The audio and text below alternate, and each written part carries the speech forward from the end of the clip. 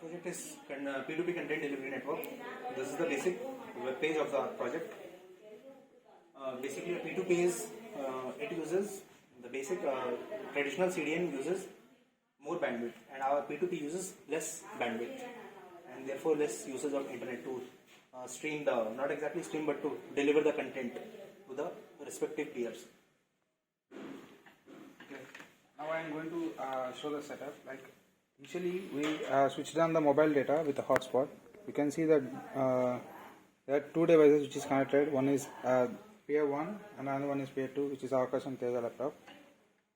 Similarly, you can see that those are connected to the mobile hotspot in both the systems. And if we go to the web page design,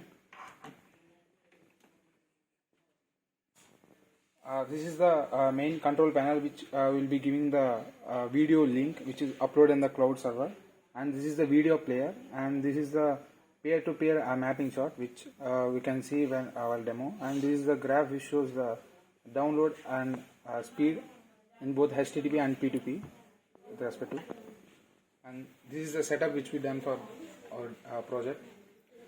Now what we'll basically do is we'll paste the URL for that video, and we'll click on start video.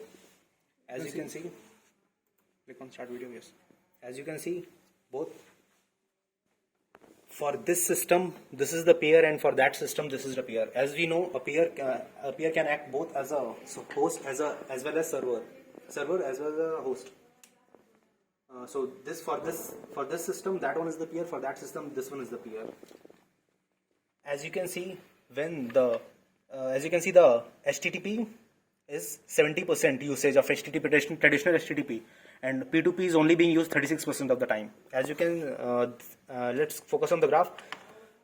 The peers are only appearing only when the data is being transmitted. Otherwise, the peers will disappear. When the data is not being transmitted, it will not show any peers at that time. So we can see that by seeing the graph. When the graph is going down, there is no peer connection. But when the graph is suddenly increasing, there will be a peer connection established, which means there is a transfer of data between them at that moment.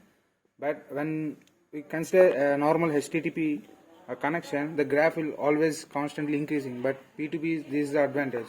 It won't use the constant internet. So, as you can see, these two are not casted to each other. The graph is different. I have paused one of the videos. These two are completely two different systems. And since I have paused it, the graph will remain same for one of the systems. Both the graph won't match because they are different peers. They are for different peers.